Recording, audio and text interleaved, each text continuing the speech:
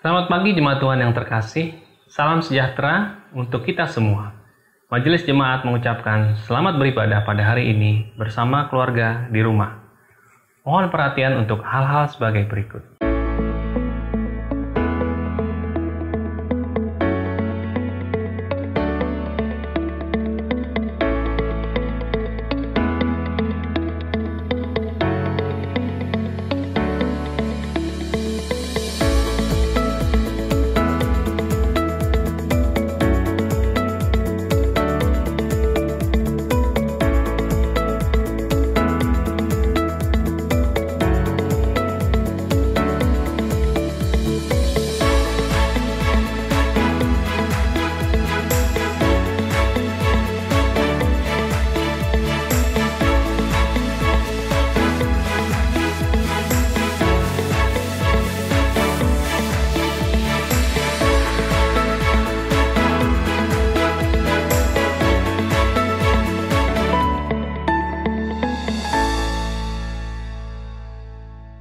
Ibadah hari ini dilayani oleh Pendeta Manda Laika Danda. Demikian warta hari ini. Warta selengkapnya dapat dibaca dalam I-Warta GKI Serpong.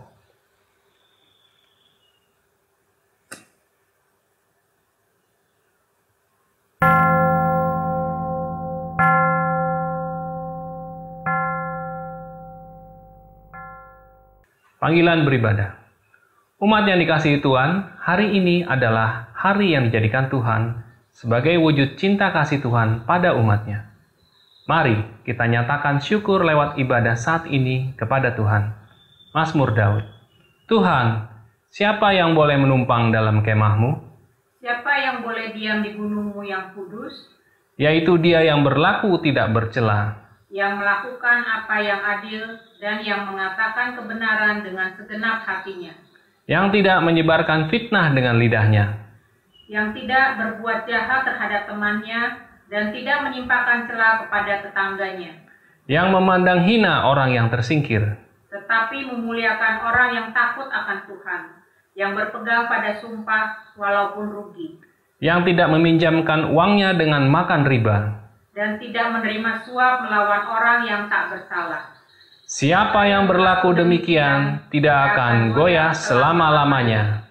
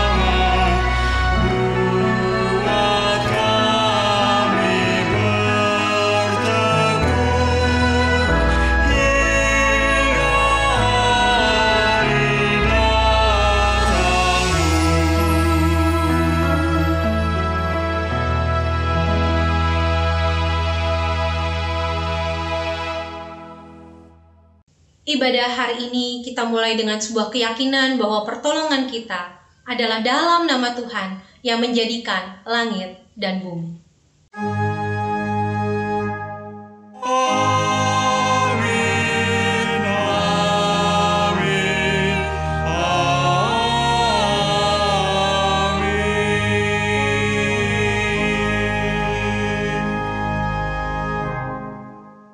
Kasih karunia dan damai sejahtera dari Allah Bapa kita dan dari Tuhan Yesus Kristus dalam persekutuan dengan Roh Kudus menyertai Bapak, Ibu, dan saudara sekalian. Dan menyertai saudara juga. Silakan duduk. Umat Tuhan yang terkasih, bagian Alkitab yang mengawali ibadah kita hari ini diambil dari Efesus pasal 4 ayat 15 dan 16. Tetapi dengan teguh berpegang pada kebenaran di dalam kasih, kita bertumbuh di dalam segala hal ke arah Dia, Kristus yang adalah kepala.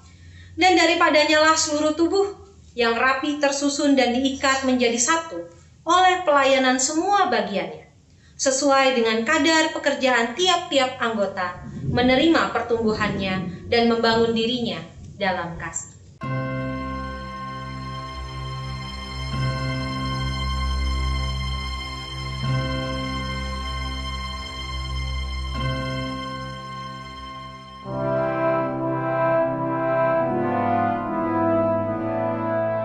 Kisah Kidung pada minggu ini diambil dari sebuah lagu Kidung Jemaat 252 yang berjudul Batu Penjuru Gereja. Syair lagunya ditulis pada tahun 1866 berdasarkan kata-kata dalam pengakuan iman rasuli di bagian akhir, di mana dikatakan gereja yang kudus dan am, persekutuan orang kudus. Ketika itu gereja digoncang oleh paham modernisme dan liberalisme, sehingga perlu dikumandangkan bahwa kesatuan gereja harus berdasarkan pengakuan bahwa Kristus adalah Tuhan dan kepala gereja, dan bukan atas paham atau tafsiran manusia. Pengarang syair lagu ini adalah Samuel Johnstone yang lahir tahun 1839. Sesudah tamat dari Universitas Oxford, ia bekerja di 2 jemaat miskin di London, dan ia sangat populer di kalangan orang-orang yang terpuruk itu. Orang mencatat bahwa ia menciptakan tempat kebaktian yang indah untuk orang-orang miskin dan membuat tempat tinggal mereka yang serba gelap dan kumuh menjadi terang bersinar, penuh kebahagiaan. Stone dikenal sebagai seorang yang tak bercacat, siap membantu orang lemah dan kekurangan. Pengarang melodi lagu ini adalah Samuel Sebastian Wesley, cucu dari Charles Wesley, tokoh gereja yang terkenal. Samuel Wesley lahir di kota London pada tahun 1810. Ia dianugerahi gelar doktor musik oleh Universitas Oxford ketika ia baru berumur 29 tahun. Cukup banyak lagu yang dikarangnya, dan terkhusus lagu-lagu yang ia karang itu dipakai oleh gereja-gereja.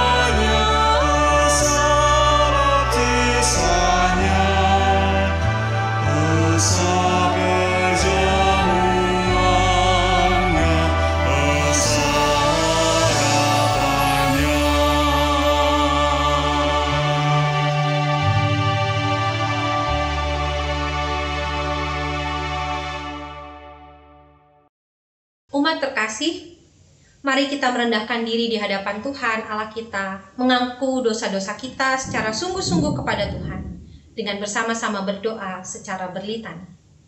Mari kita berdoa. Ya Bapa yang Maha Kudus dan penuh pengasihan, kami mengakui bahwa kami telah bersalah baik dalam pikiran, perkataan, dan laku, maupun dalam kegagalan kami untuk berbuat baik. Segala kekurangan kami sebagai orang percaya, kelemahan iman kami, dan ketidaksetiaan kami untuk mengikuti teladan-Mu, kami akui kepadamu. Tuhan, kasihani kami. Segala kekurangan kami sebagai jemaat-Mu, salah paham dan kepudaran pengharapan, kepentingan diri dan perselisihan, acap kali terjadi dalam hidup ini, kami akui kepadamu. Kristus, kasihanilah kami. Berilah kami pengampunan dosa dan damai sejahtera Bapa.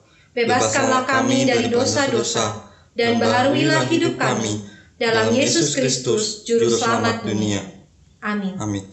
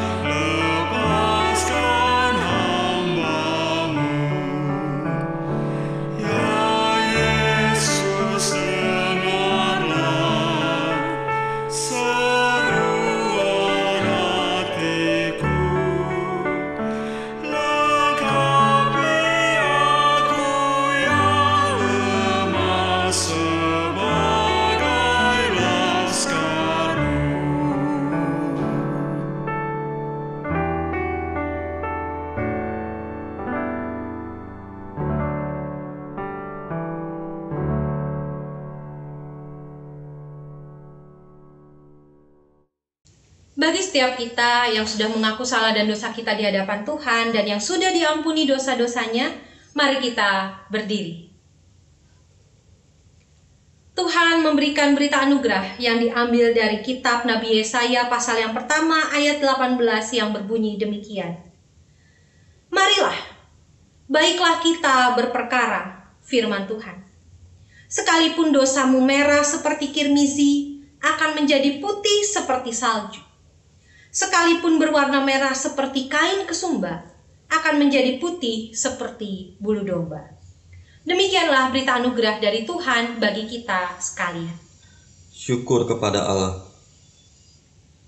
Umat yang terkasih, Tuhan telah berkenan mengampuni dan mempersatukan kita. Oleh karena itu, marilah kita hidup dalam damai dan pengampunan satu dengan yang lain.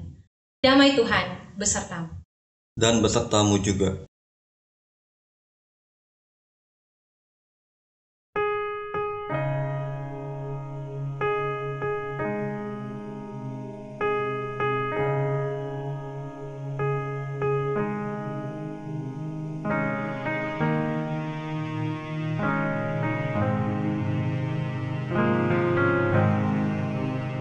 Walau dosamu merah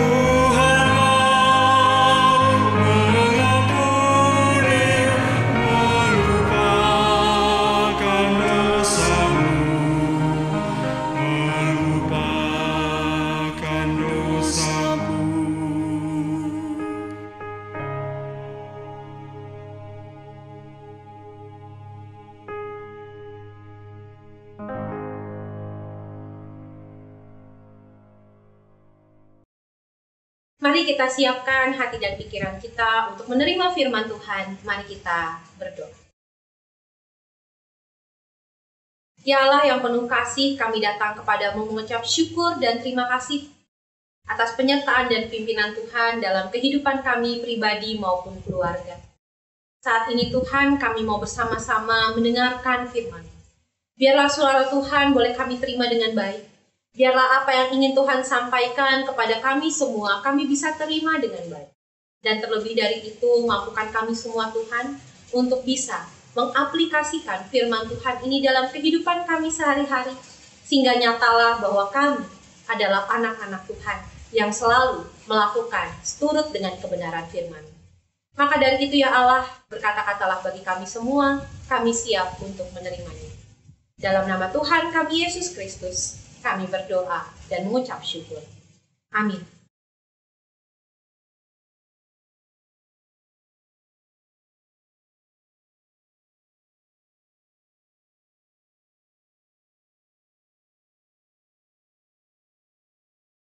Bacaan Alkitab kita hari ini diambil dari surat Yakobus pasal 1 ayat 17 sampai 27.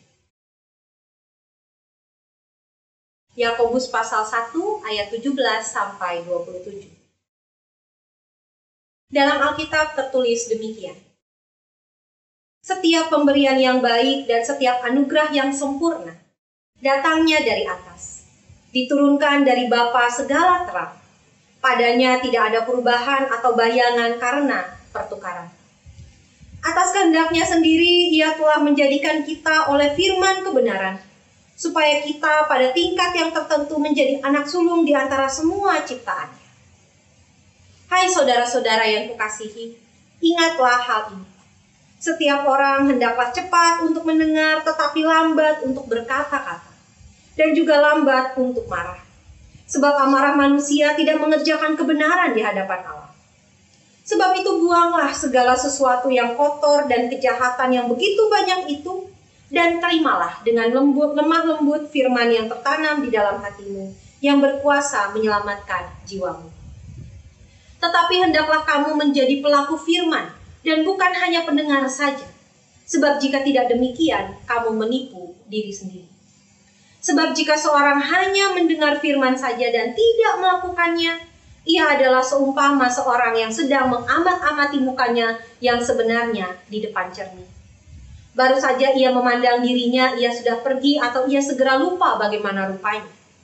Tetapi barang siapa meneliti hukum yang sempurna, yaitu hukum yang memerdekakan orang, dan ia bertekun di dalamnya, ia bukan hanya mendengar untuk melupakannya, tetapi sungguh-sungguh melakukannya, ia akan berbahagia oleh perbuatannya. Jikalau ada seorang menganggap dirinya beribadah, tetapi tidak mengekang lidahnya, ia menipu dirinya sendiri. Maka sia-sialah ibadahnya. Ibadah yang murni dan yang tak bercacat di hadapan Allah Bapa kita ialah mengunjungi yatim piatu dan janda-janda dalam kesusahan mereka dan menjaga supaya dirinya sendiri tidak dicemarkan oleh dunia. Demikianlah firman Tuhan. Yang berbahagia ialah setiap kita yang terus mau membaca dan juga mendengarkan firman Tuhan serta melakukannya dalam kehidupan sehari-hari. Haleluya.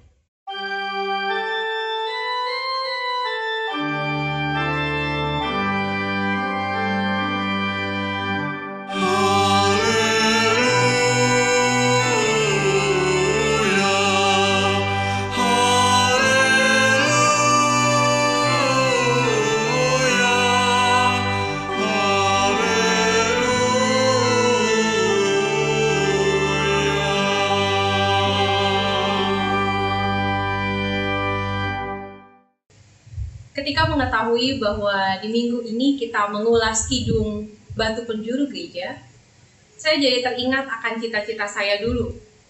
Sebelum saya masuk sekolah teologi, saya bercita-cita menjadi seorang arsitek. Tidak banyak yang tahu bahwa saya punya cita-cita ini sejak kecil. Saya senang sekali ketika mengamati bangunan, rumah, ataupun hal-hal yang ada di dalam sebuah gedung, dan bagaimana penataannya, peletakannya, pemilihan warnanya, dan juga sudut-sudut yang menarik. Saya sangat tertarik dengan itu. Tetapi impian saya, cita-cita saya pada waktu itu harus kandas karena kondisi yang tidak memungkinkan. Akhirnya saya memendam cita-cita itu. Dan bersyukur di masa pandemi ini ketika banyak aktivitas harus dilakukan dari rumah, saya jadi cukup punya waktu untuk meluangkan apa yang menjadi cita-cita saya, apa yang menjadi kegemaran saya. Saya tidak kemudian mengambil kuliah jurusan arsitektur, Bapak Ibu, tetapi saya memainkan sebuah permainan yang membuat saya mengasah kembali apa yang saya ketahui, apa yang saya minati dari sebuah bangunan. Permainan itu namanya The Sims.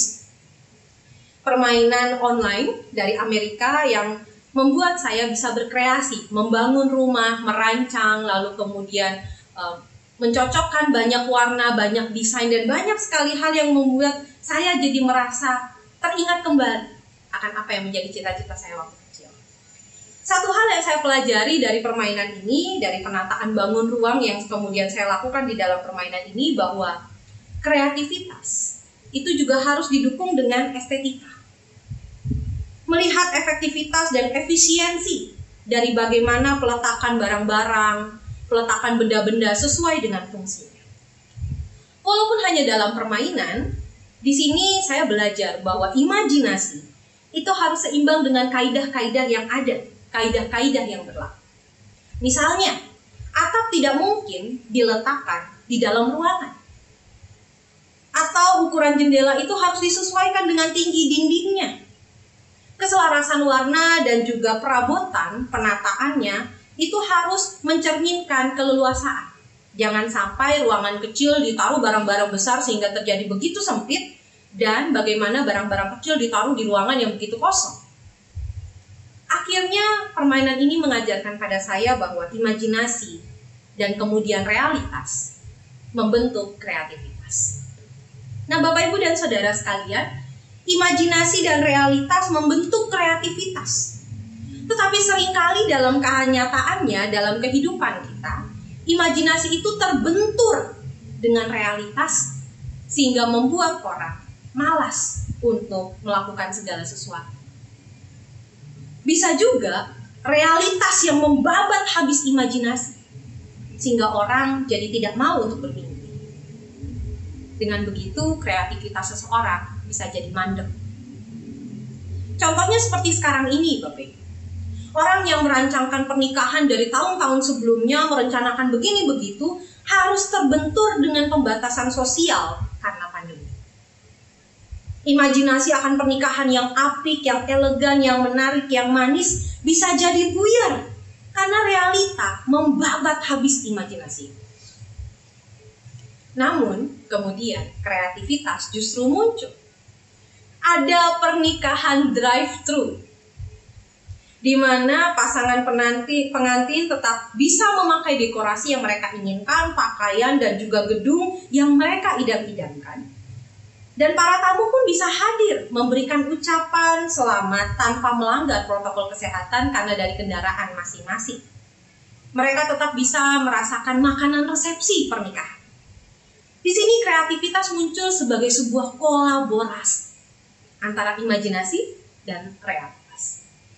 Nah, bukankah Bapak, Ibu, dan Saudara sekalian, kehidupan beriman kita pun harusnya seperti itu? Bahwa ibadah yang kita lakukan sampai saat ini, Bapak, Ibu, dan Saudara sekalian, yang sampai sekarang ini Bapak, Ibu, Saudara ikuti, adalah hasil dari kreativitas para pelayan gereja yang mengemas ibadah itu sedemikian rupa sehingga menghadirkan hadirat Tuhan melalui tayangan video. Walaupun tidak bertemu secara fisik, tetapi manfaat ibadah, firman Tuhan, dan juga sentuhan spiritual itu tetap bisa dirasakan oleh Bapak, Ibu, Saudara. Ini mau menunjukkan bahwa ternyata kuasa Tuhan bisa dinyatakan lewat apapun, bahkan secara online atau dalam jaringan, seperti saat ini. Di masa sekarang ini, di masa pandemi yang masih harus kita jalani, kita kemudian akan beralih pada hal-hal yang lebih esensial daripada hal-hal yang hanya mengandalkan eksistensial. Hal-hal yang mendasar dari relasi kita dengan Tuhan dan sesama kemudian muncul kembali di sini. Ketika hampir semua orang merasakan dampak pandemi secara ekonomi, psikis, dan juga spiritual, maka di sini makna dari ibadah kita dimurnikan. Ketika perasaan senasib sepenanggungan itu benar-benar terasa dari ujung sampai ujung, disinilah kita tahu bahwa sejatinya manusia adalah sosok yang lemah, sehingga membutuhkan kekuatan dari Tuhan. Di masa pandemi ini, Bapak, Ibu, dan Saudara sekalian, relasi dengan anggota keluarga jadi dipererat. Yang biasanya bertemu di rumah hanya untuk istirahat, sekarang harus menghabiskan waktu lebih banyak di rumah. Dan akibatnya muncul masalah-masalah. Karena seringnya bertemu dengan anggota keluarga, karena seringnya bercengkrama, mengkomunikasikan segala sesuatu, sehingga potensi konflik itu semakin tinggi. Konflik akhirnya muncul karena interaksi yang makin intens. Dan di masa seperti inilah kemudian integritas kita sebagai seorang Kristen diuji, ditantang, dipertanyakan. Apakah kita sungguh-sungguh menjalani hidup dengan beriman? Kalau kita baca bacaan Alkitab kita hari ini dari surat Yakobus, memang surat Yakobus berbicara kepada orang-orang Kristen di waktu yang lampau untuk meneguhkan mereka. Kebanyakan mereka, orang Kristen pada waktu itu, memikirkan bahwa kalau kita menjadi Kristen, maka hal-hal baiklah yang kita terima. Semua berkat dan anugerah dari Tuhan itu, menurut surat Yakobus itu harus direspons dengan perbuatan yang nyata sehari-hari. Tidak bisa hanya mengawang-awang saja, tidak bisa hanya dalam imajinasi saja. Dalam surat ini jugalah kita menemukan sebuah ayat yang tentunya sudah kita kenal, di mana dikatakan iman tanpa perbuatan adalah mati. Penulis surat Yakobus menekankan bahwa harus ada keselarasan, harus ada harmoni antara kehidupan spiritual dengan kehidupan sehari-hari. Beriman itu tidak hanya soal imajinasi tentang kehidupan kekal. Beriman juga merespons realitas dengan aktif dan kreatif. Dalam ayat 27 bacaan kita tadi berbunyi demikian. Ibadah yang murni dan yang tak bercacat di hadapan Allah Bapa kita ialah mengunjungi yatim piatu dan janda-janda dalam kesusahan mereka dan menjaga supaya dirinya sendiri tidak dicemarkan oleh dunia. Mengapa hanya anak-anak yatim piatu dan janda-janda yang diperhatikan? Karena pada waktu itu anak yatim piatu dan janda adalah kaum yang paling lemah dalam berbagai aspek. Tetapi di masa sekarang ini, bahkan keluarga yang memiliki anggota lengkap pun juga bisa menjadi kaum yang lemah, karena mereka terdampak pandemi secara luar biasa. Sehingga ibadah bukan hanya duduk diam mendengarkan firman Tuhan, tetapi beraksi, bekerja, berkarya berdasarkan firman. Bapak, Ibu, dan Saudara sekalian, apakah ada dari kita yang memperhatikan tiap kali kita mau mulai ibadah minggu, ada tayangan di awal? Ada bagian di dalam tayangan itu yang mengatakan kurang lebih kata-katanya seperti ini. Berkata-kata itu mudah, mendengar lebih susah.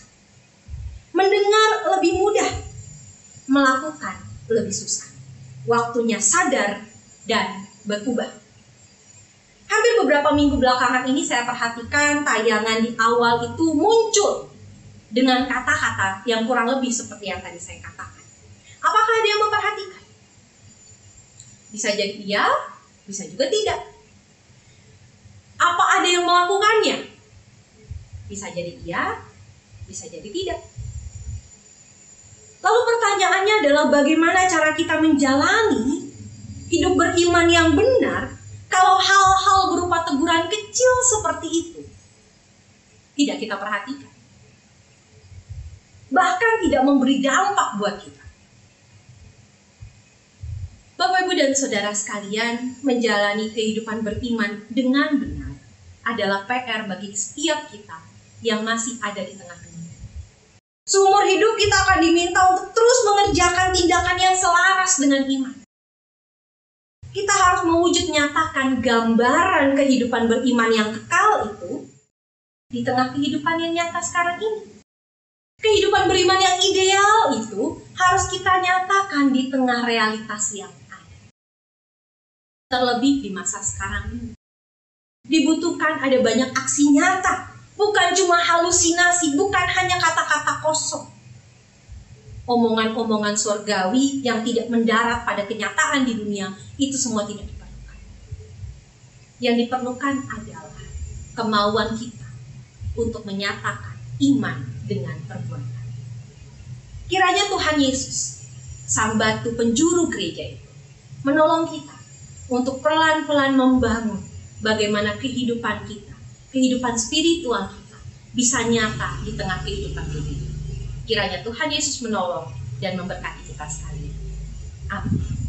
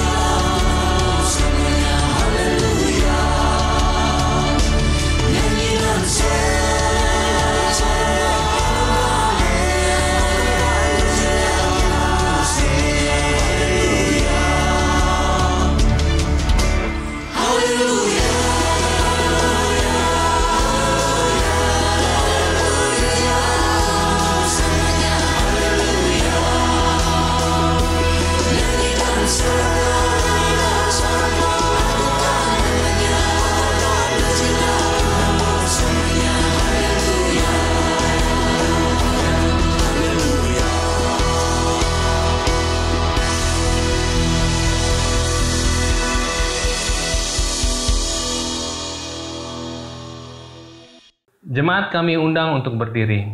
Marilah kita bersama dengan gereja dari segala abad dan tempat, mengikrarkan iman kita seturut pengakuan iman rasuli yang demikian. Aku percaya kepada Allah Bapa yang Maha Kuasa, Khalik langit dan bumi, dan kepada Yesus Kristus, anaknya yang tunggal Tuhan kita, yang dikandung dari Roh Kudus, lahir dari anak darah Maria, yang menderita sengsara di bawah pemerintahan Pontius Pilatus, disalibkan, mati dan dikuburkan, turun ke dalam kerajaan maut. Pada hari yang ketiga, bangkit pula dari antara orang mati, naik ke sorga, duduk di sebelah kanan Allah Bapa yang Maha Kuasa, dan dari sana ia akan datang kelak untuk menghakimi orang yang hidup dan yang mati. Aku percaya kepada Roh Kudus, gereja yang kudus dan am, persekutuan orang kudus, pengampunan dosa, kebangkitan orang mati, dan hidup yang kekal. Amin. Jemaat dipersilahkan duduk kembali. Mari kita berdoa.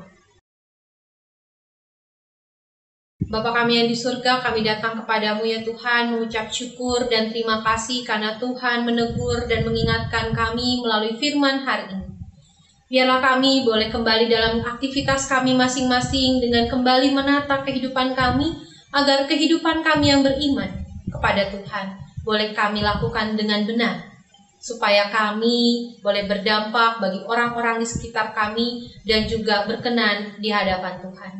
Kami berdoa ya Tuhan untuk anggota keluarga kami yang saat ini bersama dengan kami maupun yang jauh dari kami. Tuhan kiranya jaga dan sertai mereka terus dalam aktivitas dan juga pekerjaan mereka. Biarlah mereka boleh terus melakukan bagian dari kehidupan mereka ini seturut dengan kehendak Tuhan. Kami berdoa untuk saudara-saudara kami yang sakit, kayak berdoa untuk saudara-saudara kami yang dalam pergumulan. Kiranya tangan kasih Tuhan juga terulur bagi mereka. Tuhan kuatkan yang sakit, Tuhan berikan kekuatan bagi yang bergumul. Kiranya ya Tuhan dalam suka maupun duka kehidupan saudara-saudara kami ini, Tuhan tetap beserta dengan mereka. Kami berdoa ya Tuhan untuk gereja Tuhan, baik GKI Serpong maupun gereja-gereja Tuhan di pelosok Indonesia dan di berbagai penjuru dunia. Biarlah kehadiran gereja juga boleh menjadi penyalur kasih dan penyertaan Tuhan bagi dunia ini. Biarlah kehadiran kami orang percaya juga boleh menjadi agen pendamaian yang membawa kabar sukacita dan juga cinta kasih, sehingga lingkungan di tempat kami berada, di tempat kami melayani, menjadi lingkungan yang boleh sehat, boleh ada dalam sukacita, ada dalam damai sejahtera Tuhan. Kami menyerahkan Tuhan gereja kami dan juga gereja-gereja di seluruh penjuru dunia ke dalam tangan kasih-Mu. Kami berdoa untuk pemerintah kami bangsa Indonesia. Biarlah Tuhan juga terus jaga dan sertai para pemimpin kami. Mampukan mereka ya Tuhan untuk merumuskan apa yang baik, apa yang berkenan di hadapan-Mu, apa yang sesuai dengan rencana-Mu. Biarlah mereka boleh menetapkan kebijakan-kebijakan yang baik untuk kami semua, supaya kami boleh selamat dari pandemi ini. Biarlah kami juga sebagai rakyat boleh mendukung apa yang menjadi kebijakan pemerintah dan juga mengawal setiap keputusan-keputusannya. Kiranya ya Tuhan, kami menyerahkan bangsa dan negara kami Indonesia ke dalam tangan kasih-Mu. Kami berdoa ya Tuhan, menyerahkan seluruh kehidupan kami hanya dalam tangan-Mu. Biarlah kasih dan kuasa Tuhan selalu nyata dalam kehidupan kami.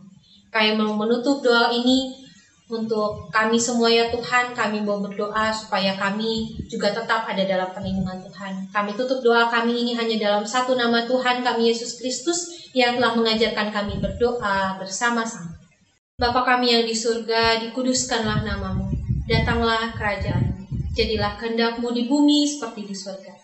Berikanlah kami pada hari ini makanan kami yang secukupnya, dan ampunilah kami akan kesalahan kami seperti kami juga mengampuni orang yang bersalah kepada kami. Janganlah bawa kami ke dalam pencobaan, tetapi lepaskanlah kami daripada yang jahat. Karena Engkau yang punya kerajaan dan kuasa dan kemuliaan sampai selama-lamanya. Amin. Umat yang dikasihi Tuhan, marilah kita memberikan persembahan terbaik kita bagi Dia, seraya mengingat firman-Nya dalam Roma 12 ayat 1 yang berbunyi, "Karena itu saudara-saudara, demi kemurahan Allah aku menasihatkan kamu, supaya kamu mempersembahkan tubuhmu sebagai persembahan yang hidup, yang kudus, dan yang berkenan kepada Allah. Itu adalah ibadahmu yang sejati."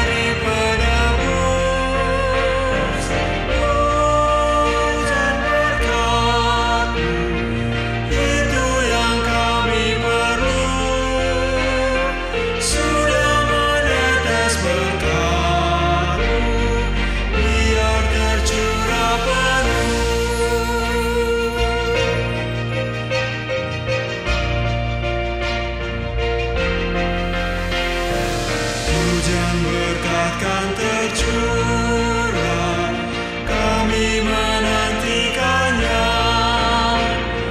Hati telah kami buka, Yesus kau isi segera.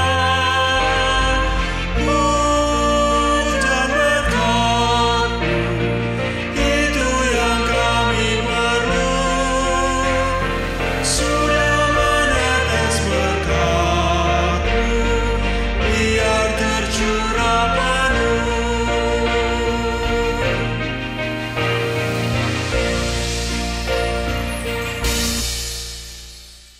Jemaat kami undang untuk berdiri. Mari kita bawa persembahan kita dalam doa. Mari kita berdoa. Ya Tuhan Allah kami yang maha baik, terima kasih ya Tuhan atas kemurahan hati-Mu, atas berkat jasmani dan rohani yang kami terima selama ini.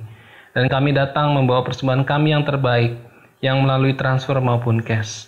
Terimalah persembahan ini ya Tuhan, agar bisa dikelola dengan baik dan dapat dipergunakan untuk kebaikan dan kasih.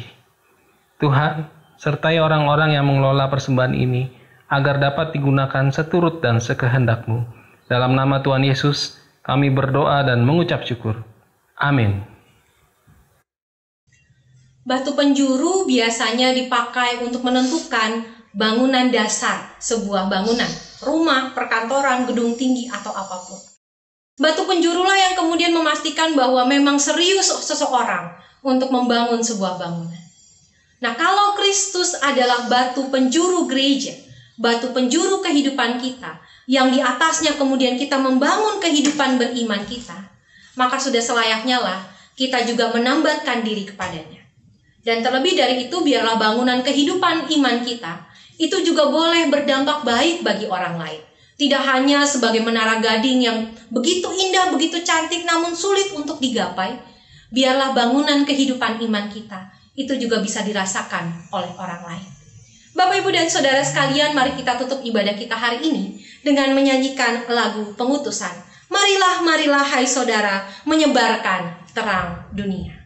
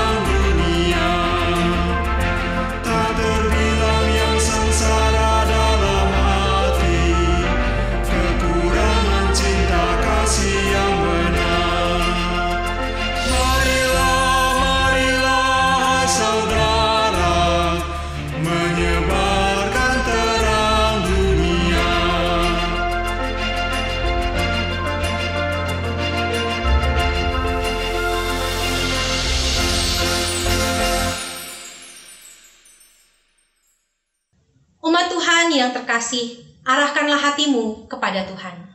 Kami mengarahkan hati kami kepada Tuhan. Jadilah saksi Kristus. Syukur kepada Allah. Terpujilah Tuhan. Kini dan selamanya. Dan terimalah berkat dari Tuhan.